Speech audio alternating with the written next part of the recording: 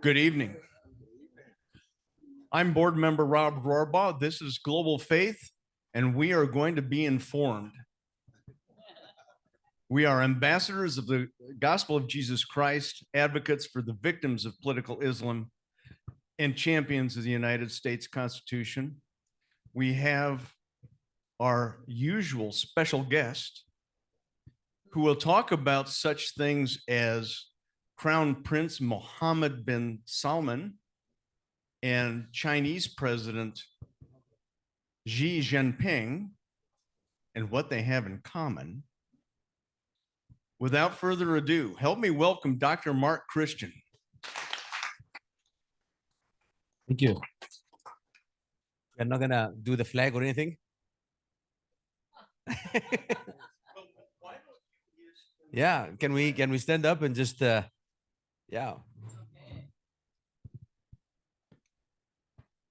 I pledge allegiance to the flag of the United States of America and to the republic for which it stands, one nation, under God, indivisible, with liberty and justice for all. Thank you. We can be seated.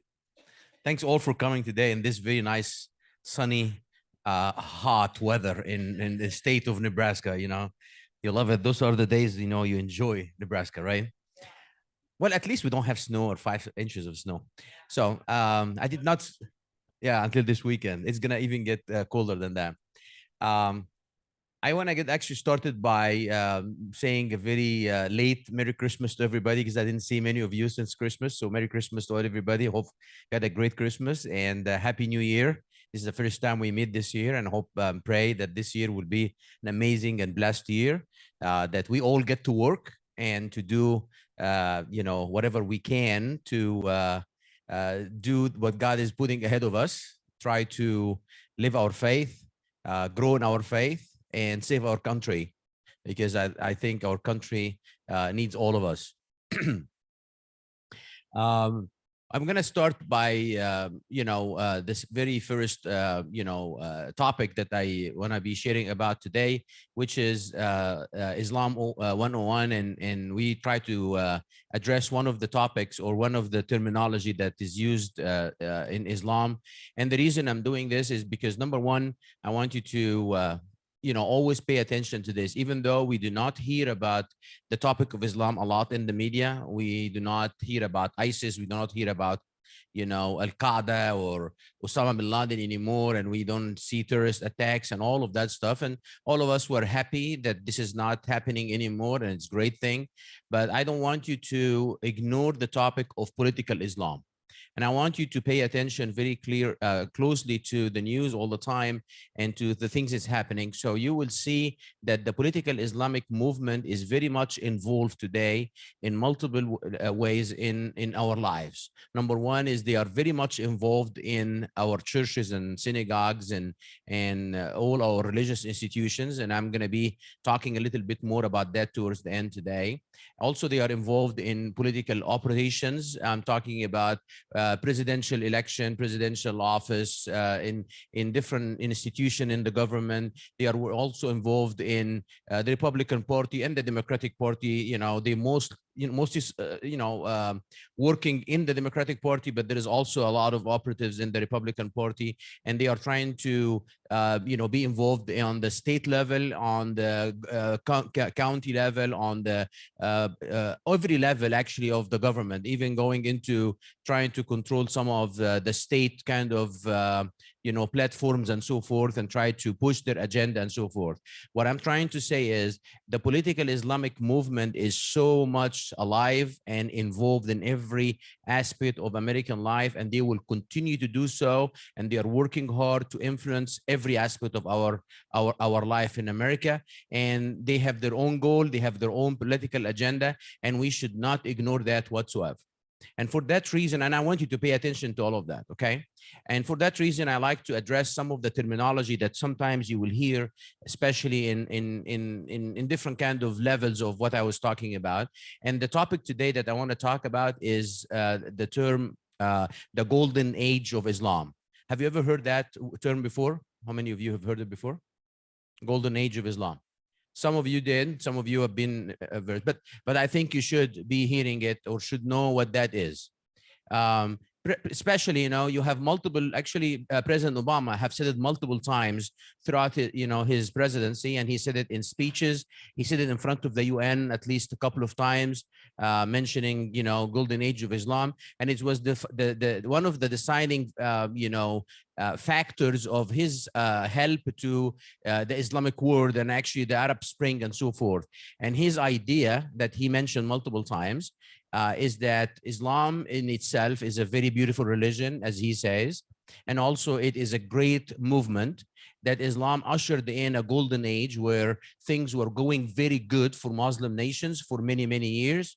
And it is because of the United States of America and because of the West and the colonization, Muslim countries are in a bad place right now.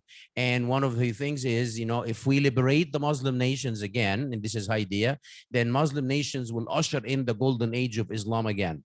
This is one of his motivation in many of his policies in the Middle East and so forth. And this is echoing a lot of Muslim operatives and activists, and actually in Islam in general, within the communities, that they always look at that. They always look at, and I mentioned some of it in my book as well, that they look at the golden age. So what is the golden age of Islam? The golden age of Islam is referring to a time where the Muslim nation or the Muslim nations were all united under one leader, which is called the Caliph, or, the king of all Islam altogether. And they were all, also controlling a vast amount of land that extended from Asia Minor and even all the way to parts of Russia, current day Russia, and controlling that area of Asia Minor, and then controlling the Middle East, and then controlling Northern Africa, and also controlling parts of Europe, all the way to the borders of France. And all of this vast land was controlled by one leader that, many of you think it was the Ottoman Empire, but actually before that, there was different kind of dynasties within the Islam. Sometimes it was governed from Iraq, sometimes it was governed from Syria, at times it was governed from Egypt, and at the end, towards the last 600 or 700 years of the Islamic Empire, it was controlled from Turkey, which is what all of you actually aware of as the Ottoman Empire. And that was, ended in 1920, but the golden age is not the 1920s, is a little bit of few hundred years before that. And what they are referring to is, at that time when this Muslim land was so big and so vast and so controlled and so kind of united, that time Islam has an amazing economy. They are the best economical power, the best military power. They have an amazing advancement in science and medicine and engineering and math and so forth, that they were like, the deciding factor of humanity and carrying humanity on their shoulder. Well, there is some facts about that is truth. From outside, it seems like it was really a golden age of Islam that was only nation, but it is a very deceiving factor as well. And why is that? Because I want to give you a little bit of a quick history of what's going on and how did that end. It started by, there was a Persian Empire that was one of the biggest empires at the time of the beginning of Islam. And also there was the Roman Empire that was also big and strong. And they have so much advancement in all the things that I mentioned. And the Muslim religion and political movement started in the Arabian Peninsula. The Arabian Peninsula was one of the areas that was actually stuck in the caveman kind of era. At that time, it's a amount of land that has no agriculture. There is not, it's wanders, nomadic people, different kind of kingdoms in different places, not united by under one king, but actually in different kingdoms. And they were lots of infight, bloodshed, traditions that is horrific and all of that stuff. And Islam rise from all of that stuff. And Muhammad became the king of Islam, the very first king of Islam ever in history. And under his leadership, under his military power, he was able to unite the Arabian Peninsula for the first time, I would imagine, I would allegate in history. And all of a sudden, this Arabian Peninsula became a power.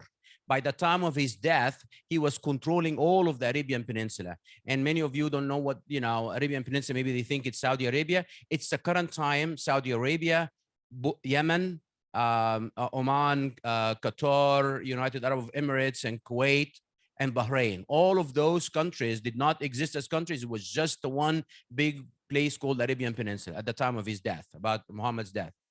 50 years later, the Islamic Empire started expanding, went up to the Levant, take Northern Africa, expanding and all of that stuff, and taking all of this vast land I mentioned, which is basically controlling the majority of the world, okay? At that time, because of this major force and the destruction of the Persian Empire at the hand of Muslims and the destruction of the Roman Empire, one bit after another, over time, Islam started forcing Christianity into a dark age where they are squeezed in the middle of Europe with no resources, no trade routes, no ability to continue living their life. They were kind of under siege in a big world controlled by Islam. So this is why Christianity was descended into witchcraft and all of that stuff that now, somebody like Obama would say, while Christianity and Christians were, stuck into dark ages and witch hunts and all the problems, Muslims were advancing and everything else. Well, they were not squeezed like that, or they did not descend in dark ages because of Christianity. It is actually because of the wrath that Islam brought into the world and controlling as an empire. This is the first point I want you to know. The second thing is, the advancement of the Islamic world, or the area over there, all of this Islamic empire, was not because of Islam itself. As a matter of fact, it was just basically because Muslims were able to control lands where science and math and medicine existed already. So when they went into Persia, for example, which is current country Iran, and take it over, there was already advancement of medicine. But because of them taking over that land, all of the people had to convert and become Muslims. So advancement in medicine is not because of Islam. It's actually because Islam taking over the land. It's stealing the resources of the world, stealing the advancement of the world, and everything else that is going on. So it was not really Islam that ushered in golden age and progressed humanity and developed humanity into a better place. It's actually Islam took control of everything. And why am I saying that? Because it's very important to understand that those scientists and those kind of pioneers in different areas, whether it's algebra, whether it is medicine, whether it is chemistry, and all of them were advanced, really. They have been actually ousted and looked down at by Islam itself. And they had to, if you look at any of them their history, you will find that they were chased from one place to another because Islam clerks and Islamic clerks were calling them blasphemous, and they want to get them killed. So all of a sudden, you cannot get the Muslims to claim that those are the true Muslims, because at that time, Islam was, taking over them. And the other thing is, when you steal something, when you take over something, and you are not good in investing and moving it forward and getting it better, you very quickly lose it. You have many examples of people who inherit enormous amount of money, but they themselves are not capable of managing that money or controlling that money the way that the people who created that wealth are. So they actually, lose that money very quickly. Is that right? Right? You have heard about that before. So that's the same thing happened with Islam. When Islam took over those land and advancements took place, few years later, hundreds of years later, the whole Islamic world descended into a darkness and ignorance because of the clerks and because of the Islamic teachings did not give the space or the freedom for the advancement of medicine and everything else, is actually suffocated it. So Islamic world descended into a dark ages by itself. And then, the Western civilization is what start kind of fighting back, taking over land. And then we have the Western civilization that we have in today. So they did not even nurture the advancement that they stole. They actually suffocated it. So the term by itself, even though from outside looks as true as it can be, because yes, there was a time when Islam was amazed and advanced and all of that stuff.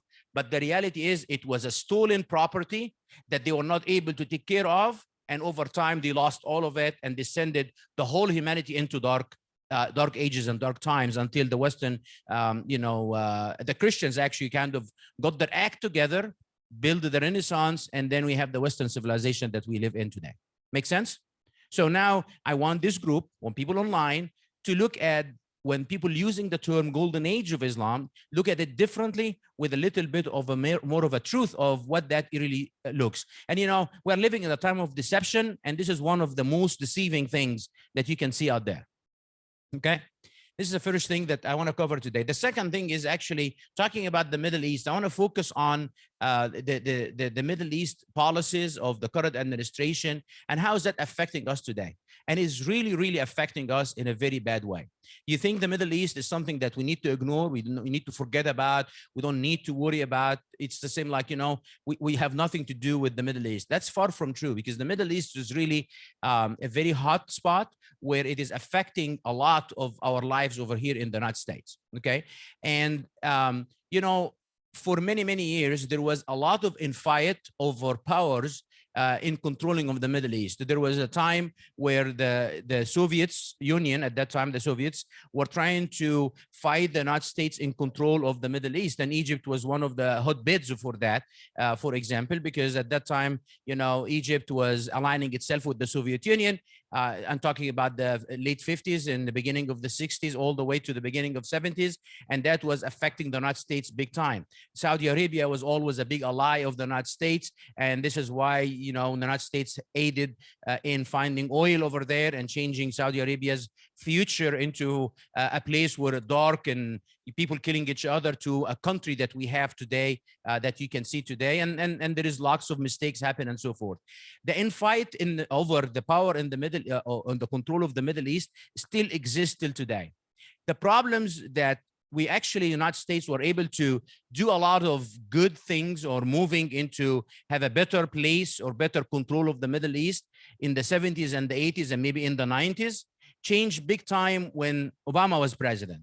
When Obama started helping and aiding into the Arab Spring and, you know, bringing a lot of bloodshed and uncertainty and instability in the Middle East, people who in the Middle East start, I'm not talking even about the lay people or the citizens, I'm talking about the leaders, start looking at, should they ally themselves with the United States or not? Should they trust the United States or not? Should they actually continue aligning themselves and depending on the stability on the United States or not? And the answer to many was wrong, was no. You know, Mubarak in Egypt or Libya, where chaos exists today, and there is no government since Syria, which is kind of completely demolished as a country. All of that was the working of Mr. Obama and Hillary Clinton trying to bring uncertainty and instability in the Middle East. And their main goal, really, Obama, was that they're gonna give the freedom in the Muslim world so they can usher in the golden age, you know. But obviously, he miscalculated everything because he was building his narrative on a deception to start with. And the leaders of the Middle East start thinking twice and thrice about, should they continue working with the United States and depending on the United States only for their support and for their existence? And the answer was no. And many of them, you know, did not like that. There was a little bit of a fresh air, you know, believe it or not, when Trump became president. Okay, you know, they're trying to tell us over here the Trump administration he's a crazy man. He was, you know, doing multiple things and he was not respected. As a matter of fact, the exact opposite. The world was looking at Trump as a man of his word, as crazy as he is. Okay, even if his word is crazy, they will listen to his crazy word. You can remember North Korea took notice of that. You know, Saudi Arabia took notice of that.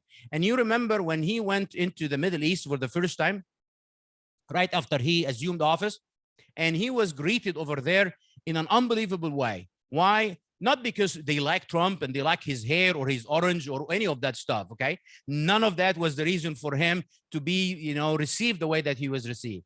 They were thinking that the time of uncertainty of Obama and the craziness and the bloodshed is over. America is going back to the strong man that is keeping his word, and he's gonna be a pro-American, so they can align themselves with him and things will be better. And this is, and I don't know if you remember this or not, when he went to Saudi Arabia, he was greeted as the best president actually ever, with lots of entourage and lots of meals and lots of big palaces open, and also a big gathering of more than 52 leaders from across the Middle East and even outside. And they had this huge big conference where he spoke and the King of Saudi Arabia spoke and so forth, right? and there was some kind of stability, and there his word was listened to. There's few things that he did mistakes as well, and then because of that power, when Trump came into the Middle East and he told them, let us have the Abrahamic Accords, or something that I talked about a lot. It's called the deal of the century, where he's going to actually normalize the relationship between Israel and Muslim countries. They listened. They start working with him. And it was, I think there was lots of mistakes from Trump administration to keep pushing it down the road a little bit, to not announce it and make it to work, and Netanyahu as well, and the turmoil in Israel. But at the end of the day, before he left office, there was the signing of the Abraham Accords, and the very first time Muslim countries are signing in with the Israel, sitting on the same table today. Actually, because of that, for the first time, Muslim nations are accepting the existence of the Holocaust. There is a Holocaust museum in Muslim countries, like in United Arab Emirates. There is actually normalized relationship and exchange between Israel and between Emirates and Bahrain and Kuwait and Morocco. All of that took place because we have a strong leadership that is keeping its word and trying to bring some kind of stability, and people look at that as a benefit for everybody. And Israel as well started depending on the United States in a different way. The problem with Netanyahu and the leadership on Israel created some problems, but things were moving in the right direction. Okay, and there was so much respect, completely counter to what the media and the liberals and the Democrats and even some of the Republicans were telling you, that the United States was disrespected at that time. That's far from true. The exact opposite was happening. But then you have all of a sudden Biden coming into power. And with the whole cloud of the Biden administration, number one, the illegitimacy that many people talk about is spilling outside the United States. And people outside of the United States is taking a notice that we have a turmoil of a political fight in the United States. Also, they are taking notice that Biden might not be elected as appropriately as every other president has been elected. And you know who likes that a lot? Dictators like that a lot, because they actually come to power also by fake elections. So if we have a shadow of a fake election in the United States, they will take that as an advantage for themselves, and they take it as a reason for themselves. And they start losing respect of the United States altogether because of many things that's happening around the election of Biden, and actually Biden himself and his agenda. And also he brought in the nostalgia of, hey, we're gonna have another Obama, administration narrative pushing for the Muslim Brotherhood. And that was actually not far from true, because Biden, even before taking office, he was criticizing the Egyptians for locking down the Muslim Brotherhood, the very organization that actually inspired Al-Qaeda, which attacked us on 9/11. I'm gonna repeat that again. Before he took office, he started criticizing Egypt. He's criticizing Saudi Arabia. He's criticizing Muslim countries for locking down the very, very people that inspired 9/11. Okay, so this is why they start looking at this as a threat. You're talking about Egypt, you talk about Saudi Arabia, you talk about Emirates. Everybody start looking at, says, you know what? I think we can have an extension of Obama. This is something that we don't want to happen. Why is this taking place? We need to do everything we can to protect ourselves. And they start taking the measures. As a matter of fact, there was an infight going on in the Gulf, in the Arabian Peninsula, between Qatar and Saudi Arabia. All of a sudden, they decided, you know what? It's time for us to get together because we have a crazy American who's going to do the weird stuff. And Qatar and Saudi Arabia sit down on the table after 5 years of infight going on over the Muslim Brotherhood. So they start taking a notice immediately. But they took a notice they need to strengthen themselves against the crazy narrative of the current administration of the United States of America. So this is good for them, but not for us, not for our influence, not for our oil independency, not for our energy, not for our gas, not for many things that's happening. And then you find that Biden administration start making deals with the Qataris. Qatari is a big support of the Muslim Brotherhood, different from the rest of the countries. He brought in the king of Qatar. They call him Emir of Qatar, but I'm using the king, for the purpose of understanding. And he brought him in here in the United States, in the White House, and they struck a deal over gas. So he was preparing for the war in Ukraine and Russia. and Qatar is the second highest production of gas in the world after Russia. And he struck a deal with the Qataris that I want you to be ready to supply Europe with gas and replacement of the gas coming of Russia. In return, he definitely made a deal with him about, hey, I'm going to give you some kind of aid to Taliban from the side. So you have the government of the United States all of a sudden working with extreme regimes through Qatar to say, I'm going to help you with the Muslim Brotherhood. I'm going to help you with the Taliban in Afghanistan. I'm going to help you with so and so. And those are the nostalgia of Obama, working behind doors, working under the table and deals and so forth. And then after that, when Biden went to the Middle East to visit Saudi Arabia last July, don't know if you remember that or not. Are you guys following me? Okay. When Biden went over there, he was not perceived in anything close to Trump whatsoever. He was perceived very similar to how Obama was perceived.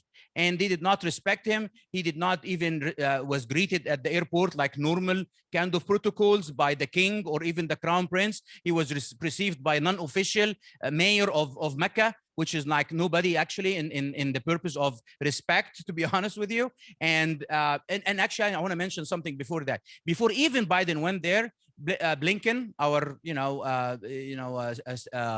Secretary of State, when he went over there, he tried to talk to the crown prince, and the crown prince did not meet with him, let him wait for an hour and a half, and then actually later on came to him while he was in an area, resort area, coming with a swimming suit to meet with him first. It was a sign of disrespect. Then you have Biden going over there, no respect whatsoever, and nobody was greeting him. And he went to the White House, and everybody in the liberal were talking about how Mohammed bin Salman is going to be greeting. Are they going to shake hands? Because Khashoggi and all of that stuff that they were talking about. And sure enough, they did like a fist bump. And, like old guys, just, hey, going to the bar, and they did not, walk in and talking with disrespect whatsoever. And all of a sudden, America, whether you like him or not, at the end of the day, when Biden is going to the Middle East, he's representing you and me. And I want him to be respected by the respect of the United States of America. And it hurts me to see him being treated that way. And then, as you remember as well, he was going over there to ask, hey, can you put more oil into the system so we can get the oil prices down? And you know what they did? As soon as he left, they announced that the OPEC Plus is going to actually not increase the production. They will do what? Cut the production. Okay. And the United States said, no, this is not going to happen and stuff. And Mohammed bin Salman made the statement, this is our policy. It's good for us. We're not eat dirt. And he said that to the United States of America, really. So that was another sign of things that's changing. What I want to talk about this, I'm just giving you like a background of what's taking place, and hopefully you're following with all of that, okay? Moving forward to just last month, when the president of China, number one is the relationship, this huge, big disrespect of the United States narrative about Ukrainian war and Russian and Ukraine war. And the Saudis and the Emiratis and all of those countries in the Middle East were asked nicely and was begged lately to take the side of the United States and help the sanction against Russia. And the countries in the Middle East said to Biden, no, thank you. We're not going to do what you're asking us to do. We're going to do our own bidding.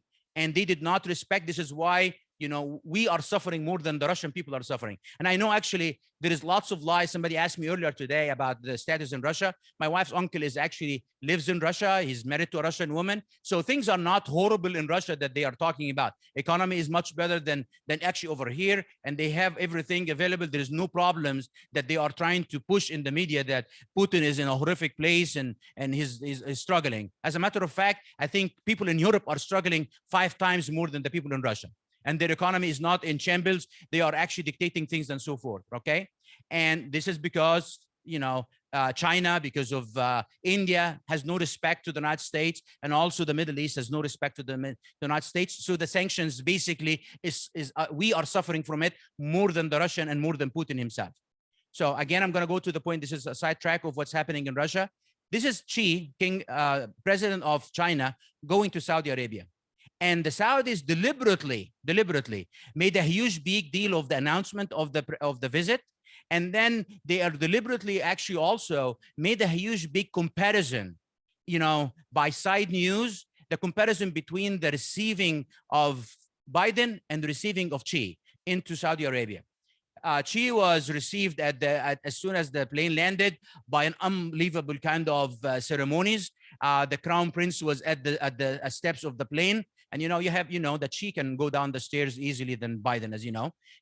So he was able to do that, and then they would shake hands, and then they went into a huge big entourage, and they actually did even extra stuff. As soon as he arrived to the royal palace, the vehicles went away, and then they sent over the biggest and the most amazing entourage of horses with golden swords, ushering his car as it goes into the front of the palace. And sure enough, the crown prince was there, and an entourage of royal family waiting for him. And then they set a meeting with the president of China, with not only the leadership of Saudi Arabia, but the Emiratis came in, the Egyptians came in, all of the nations. They did not have the 52 for like Trump, but was sure enough big entourage and big meeting to arrange and to talk about the future of the Middle East. Those are signs of a change and shift of everything is happening in the Middle East. And they did not keep it as a secret. As a matter of fact, the crown prince and also the king of the president of United Arab Emirates, they came out and said that the future, we're going to be working with, with kind of an equilibrium between the United States and the West and the Chinese and the Russians. And the future belongs to, diversity of relationship and powers. And no longer the United States is the major power. And he said this again to the golden age. He said, together, we're going to build our nations again, and we're going to usher in the golden age of Islam again. He's a crown prince. It's a sign of a change. And here is what they have propagating in the media as well. The Chinese are not like the United States is going to push some kind of weird agendas and good agendas. Sometimes the United States push good agendas of human rights and freedom of religion and so forth. But the current administration are not pushing for that. They are pushing for the release of the Muslim Brotherhood out of jail. This is something that I do not agree with, because those are criminals who committed a criminal act, and they are actually instigating terrorist attacks across the globe. And it's very clear, and it's a fact that they inspired Al-Qaeda, inspired ISIS, inspired Al-Shabaab, inspired 9/11, inspired ISIS. They inspired everything. So to be advocating only for the Muslim Brotherhood is not something that I would agree with. You agree with me? The other thing is Biden is pushing the Muslim countries not to embrace human rights, but actually to embrace LGBTQ. Well, it's not what the Muslim countries want to happen. I can tell you that, right? And also pushing for race and race agenda and stuff. And Muslims do not understand all of that stuff whatsoever. So you have the Chinese is not going to push any of those agendas on them. They're going to say, we're going to work with each other. Business is business. You do yours, I do mine. Let's work together. And it is a better culture for the Muslim nations. It's a huge better culture. So instead of actually pushing a narrative that is good with the United States right now pushing agendas that is not acceptable by anybody in the Middle East. Especially, actually, multiple times, the meeting was opened by the Crown Prince of Saudi Arabia, saying that God created us men and women, and we are not there is any other things. And he said that, and brought a verse from the Quran. It's not I'm an agreement of the religion or agreement for his statements, but I'm just showing the stance that it's taking. The shift in the Middle East is going to affect all of us. And it is a horrific time to have this current administration. They don't know what they are doing, and they are dealing under the table, pushing money. Right now, Taliban is banning women from going to work, banning women from education, and yet we are sending them aid on the other side. And we are saying we're sending the aid not to the government, but to the people. I don't know how is that possible. I don't know. We are sitting like a chaos over there to send money to people on the ground, or we have to do it through the government. So we are actually aiding a government that is violating human rights at every level, women rights at every level, while we are trying to push narratives over here in the United States that is not true whatsoever. And now another thing that's happening in the Middle East that I want to mention as well, for me as a Christian and for the comparison between Islam and Christianity. Number one is there is a huge big push in the Middle East for, like we have the tri-faith over here, they have the interfaith dialogue, and they have to, build this kind of relationship with each other. And the Pope, the current Pope of the Catholic Church, is so much involved in that narrative. And make no mistake, They are not pushing equality between religions. They are pushing, subdued Christianity, subdued, Judaism, and a stronghold of Islam that is not compromising and not ever changing, ever. And this is a problem for the Christian community, the Catholic community, and for the Jewish community as well, who wants to embrace their faith. And I'm going to give you an example. Qatar, one of the Muslim countries, hosted the World Cup, Soccer Cup. I know many of you don't know what soccer is. Do you know what soccer is? I'm glad you do. You should read my book. I was a soccer player. So, when I was like not as heavy. So soccer is a huge big deal anywhere outside of the United States. And the World Cup happens every 4 years. It's an equal event as actually the Olympics. And it's a huge big event, and all nations, 32 nations get together. They're elected by a very extensive, system, and then they come over there to compete over the World Cup. Here is a couple of things I want to share with you. Qatar was the very first Muslim country to host the Cup in the history of the Cup since the beginning of the 1900s. Okay, so it is kind of a big historic thing. Qatar did not compromise. You think that when you bestow something like this on Qatar, they will feel like, we want to be like the Western civilization and we're going to have the best cup ever. They spend enormous amount of money. They spend 10 times the amount of any other nation spent on the cup before, including Russia. They spend like $30 billion or something like that. Enormous amount of money, infrastructure, stadiums, everything. But they said, you come over here to our nation, you respect Islam. It's what they said. And every nation, United States, European nations, Asian nations, everywhere went to Qatar and respected Islam. What they did is there is no LGBTQ community kind of narrative whatsoever. And anybody who tried was actually put to jail. There was one of the major bloggers and influencer of nowadays coming out of Germany. He put like a display of LGBTQ together with the flag, rainbow flag in Qatar 2 days before the competition started, and everybody was coming. It was a very tense time. And immediately a nice truck came in next to him, loaded him on the truck, took him to the airport and sent him back. And other nations will start, we cannot do this. And he said, no, I can. And they did. And they forced every nation to respect that. Some people in England tried to speak up and stuff like that, said, no, you're not. And actually, not only LGBTQ, there is no drinking, there is no alcohol in our stadiums, in our country. And they force countries. I'm going to tell you something. I lived in England for quite some time, and when the game is taking place, especially between Irish and British, it's not the game; it's actually a drinking game that happens before and after. Okay. And it was fun, to watch old people and there is fights and stuff like that. They forced everybody not to drink whatsoever in the country. So the World Cup took place from the very beginning to the end. And they did not stop that. They actually have lots of YouTube videos and Twitter and all of that stuff going to the people on the ground and recording them and asking, how do you feel about no alcohol and LGBT and all of that stuff? And they find the people that will say, this is awesome. Qatar is the best. I'm going to come over here and live. I love the culture. And they put them out as a propaganda for Islam and for Qatar and so forth. Okay. The non-compromising of the religion is supposed to be inspiring for us Christians to stand firm on our faith, because our faith is the truth. Theirs are not. And I was there. Okay. So I'm not offending anybody right now, but the reality is Jesus is true and Jesus is loving and forgiving, and the grace of Christianity, that we need to stand firm on our faith and not to let things go as we do in our midst, in our churches every day like that. And this did not stop there, by the way.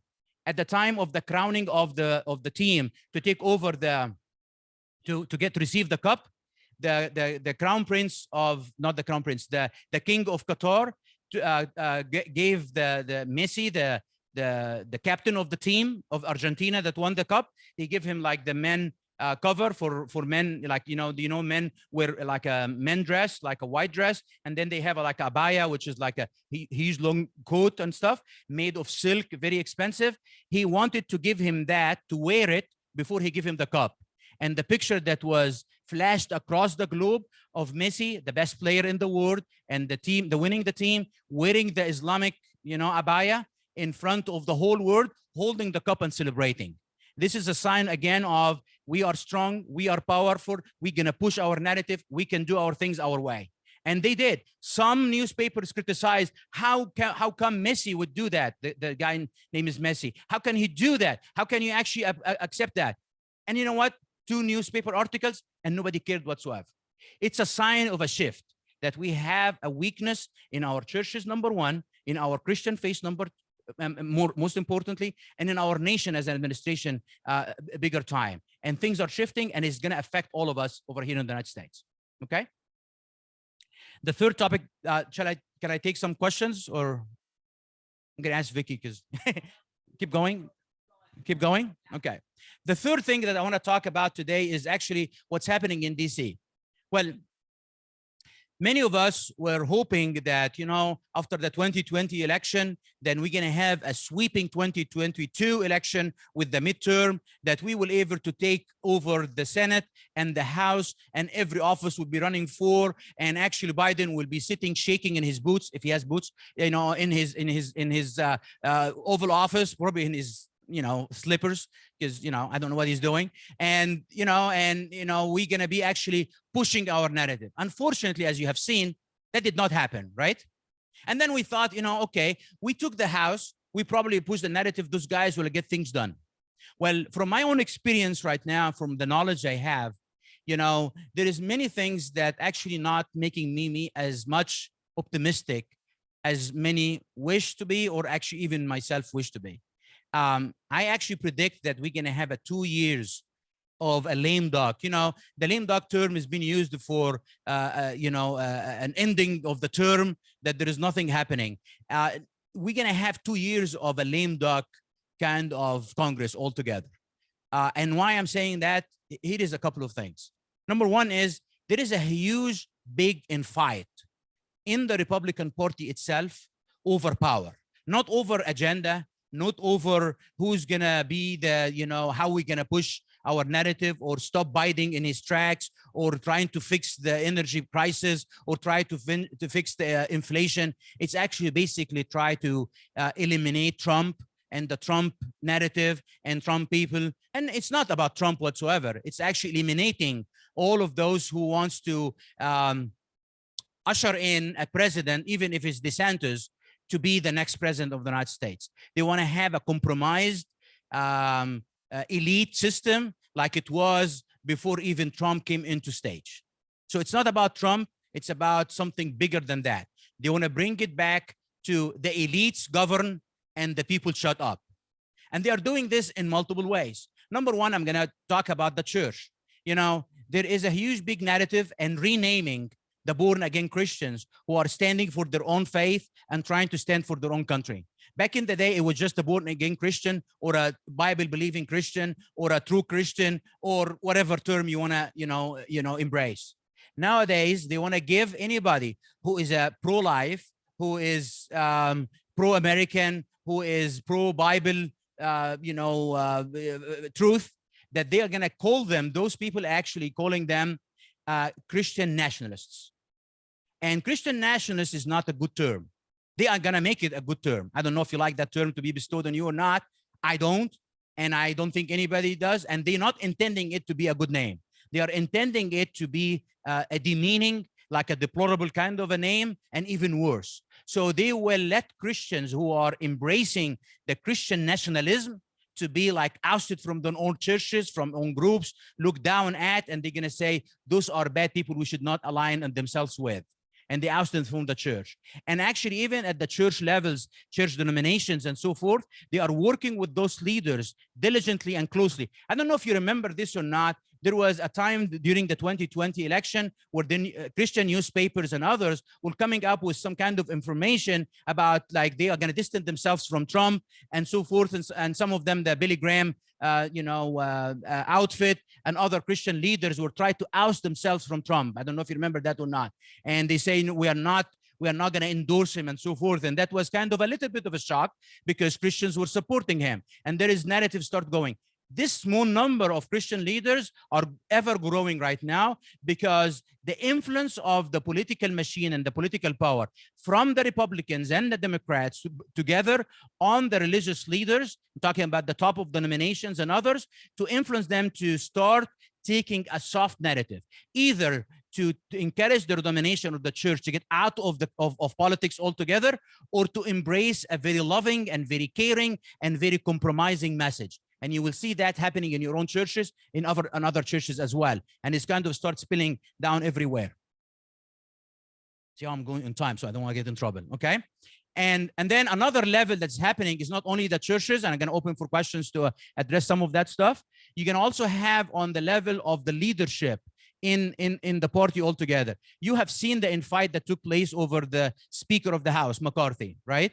And, you know, many people were asking and going, what's going on? What really was going on is exactly what's going on in the Republican Party. You have a group of people that wants to push some narrative. You know, McCarthy submitted himself again, actually, to some of the leaders to do some of the things that they asked him to do, basically in the Intelligence Committee and in the Judicial Committee and a few committees. And he did this reluctantly. Yes, you know, McCarthy is very good in talking, but not following through, because he's trying to hold the stick. He's kind of Mitch McConnell, but in a better looking shape, okay? And I, you know, there's no doubt about that. You have a turtle and you have a good looking guy from California. So there is a big contrast, but at the core, they are very similar to each other. He's trying to walk the walk, say the thing. Sorry for offending anybody, you know. He's trying to walk the walk, make the compromises that let him win. And he's a very astute politically. And I was asking about that, and somebody, you know, is, you know, very good politically and said, Mark, I think you are missing the point. McCarthy is coming from California and he has been in politics all his life. So do not underestimate his narrative. He have been in politics. He knows how to win as a Republican in California. So he definitely knows how to run the ship the way that pleases everybody, but does his own agenda only, okay? And, you know, he compromised a little bit so he can get elected after what, they did like 20 votes or something. It was like a historic number. 16, almost 20. It's historic. Did not happen since, I think, you know, hundreds of, I don't know if it's the first time or not, but it was like they broke multiple records in doing that. But at the end of the day, you're going to have a house that anything that they will do is going to be blocked in the Senate, number one. Number two is you have few people that wants to push some kind of narrative, but McCarthy is going to walk the walk, but he's going to talk the talk and not walk the walk. So this is another thing that's happening there in the House. Another level to it. Every effort is done today within the party itself, on every level, from a state level, from a Congress level, from every level of the party right now. The infight is going on. How they gonna keep the people who are compromising and working with the establishment and oust all of the members and all of the actors and all of the operatives that actually embracing America first. Let's not talk Trump, America first narrative. They want to oust all of that. So this is, and there is multiple levels to that as well. You look at even on the level of Mike Pence. I met him a couple of times, and you know, he's a good Christian man and so forth. But he is working hand in hand to do the same thing. He's going to be the compromising and the loving and the caring and so forth. You have even Mike Pompeo going out yesterday talking about the Ukrainian war and that we have to win. You know, this is a war that is not going to be won on the ground whatsoever. And the American people have been fed a whole bunch of lies nonstop. But you can see the talking points coming out from the top down and everywhere. Why this war is going to be won? It's very simple. You know, the Russian machine, when they are trying to push that they are defeated, they are losing, all of that stuff, Russians is not going to ever lose this war to Ukraine, no matter how much, you know, stuff we push in, except if this escalated into World War III. The Chinese are having their back. The Indians are having their back. The Middle East is having their back. So who is actually really opposing Russia? Ukraine is supported by champions of Europe and the United States with its weakness nowadays. Do you think even by that narrative they can win this war? And the United States is twisting everybody's arm. Recently, they actually asked the Morocco to give up all the Russian tanks. You know, I don't know if Russian tanks exist anymore, but Ukraine lost most of their tanks because the time does not belong to tanks anymore. They said that multiple times. This war in Russia-Ukraine showed that the tanks are not a viable military tool as it was in the past because of the you know, the drones and so forth, easy to be spotted, easy to be destroyed. This is why Ukraine lost all its tanks, and now they're asking for more tanks. And the United States is twisting the arm of Germany to send them tanks. Germany wanted to be out of this because the people on the ground hate the war, hate the ramification of the war on them, and they're asking, you know, not to be involved. But the United States keep on pushing, and after 9 months, Germany succumbed to the pressure of Biden administration, and they're going to send tanks to Ukraine, which is escalating things and making it multiple front at this point. They also twist the arm of the Morocco government to find out in their graveyard to find some kind of Russian tanks. And they took all those tanks to send them to Czech Republic to upgrade them and paint them, give them a fresh paint and put some kind of equipments in them and send them to Ukraine as well. And the United States as well is sending tanks over there. In a fight, the tanks is not going to make any advancements, not going to make any change whatsoever. But you find the leadership is from the Republican Party trying to push, yeah, it is good thing to do and continue, talking points nonstop. So we're going to have a very weird situation actually with the Republican Party. The next 2 years, we're not going to find anything that will support, our narrative or support the American first narrative. They are not going to try to stop Biden from doing anything. They're going to only do one thing, fight for who is going to be the nominee for the Republican Party or defeat the American first narrative. And that is a very, very, very sad situation actually for the Republican Party and for the United States of America altogether. Okay? Can I take a few questions? Did you guys sleep? Go ahead. Yeah, you haven't said anything, but in terms of the Republican Party, Harmeet Dillon is vying for the Yes. leadership. Yes. Can you speak about that, what you know? And I don't know that much about her. I think there's a lot of good things I hear about her, but I don't know really what's going on. And that is another fight within the Republican Party to try to keep the leadership that was trying to keep the establishment. And you have candidates like even Mike Lindell. He threw his glove in the fight. There is an fight on that level. Actually, I will be optimistic more if I see a change happening in that level. I would really do, but I'm not sure if that's going to take place. How is that much going to affect everything else? America first narrative, especially with somebody like DeSantis. He's a very smart guy. He's astute. He knows, his game, and he actually learning his game over time as well. So there is a pushback, not only from Trump people, but actually from other operatives, other activists, other people within the party. And so the fight is not over. I'm looking at from maybe a dark side a little bit, because I have seen the loss one after another, especially on different levels. I am seeing the fight. This is a place where we need to pray and need to be paying attention and need to continue. So I think Harmeet can make a change on the level of the national level of the party. And we have a change in our own party over here in our state as well, which was a good thing. We have the revolution that took place in July. You were there, huh? I was there. Yeah, it was in July. There was a revolution happening in our party. How much that will be able to succeed and make a difference?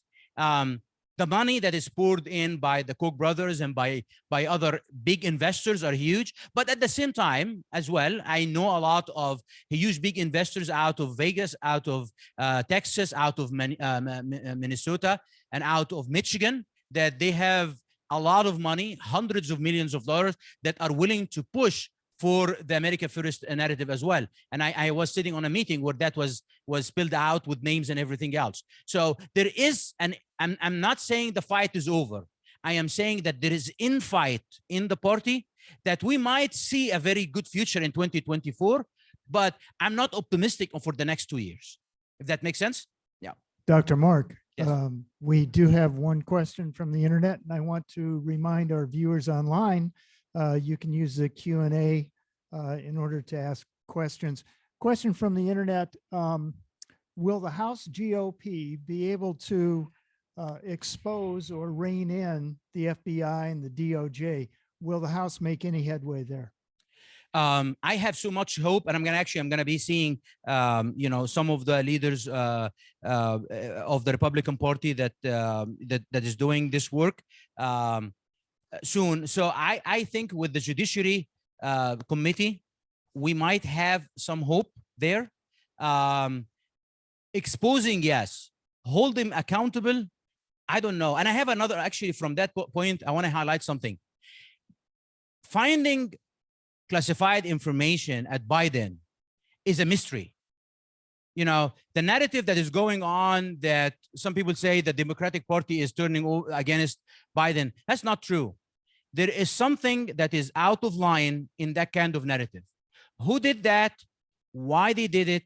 What is the purpose? What is the end goal? Is something to be found. It might be some kind of good people within the government that is trying to do the right thing. I'm hoping that this is the case. But make no mistake, it's not like the party is turning against Biden or any of that stuff, because Biden is, you know, I'm so sorry to say that, but he's just a puppet. So if they want him out and not to run again, you're just going to tell him that. And he says, yeah, yes, sir, because he's not really calling the shots whatsoever. So there is two things that's happening that is mystery. The finding of the classified information and the resignation of the chief of staff.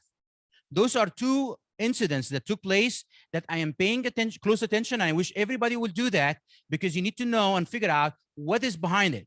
The chief of staff was a very powerful people. You know, for so long, you know, they were saying he is the one who's running everything. It's not Obama. It is actually the chief of staff. They have not been each other for long. He's a very powerful man. He's astute. He's the one who's telling Biden what to do. Well, he's right to resign. So I think is like, you know, we're going to have a rogue Biden now. So, you know, he does not have the puppet. But that's not true. There is all of a sudden you have the chief of staff leaving and you have the documents found. We're going to need to find out what is behind that. And this information will be revealed sometime soon. You know, it's going to be. So this is giving me some hope, actually. Okay.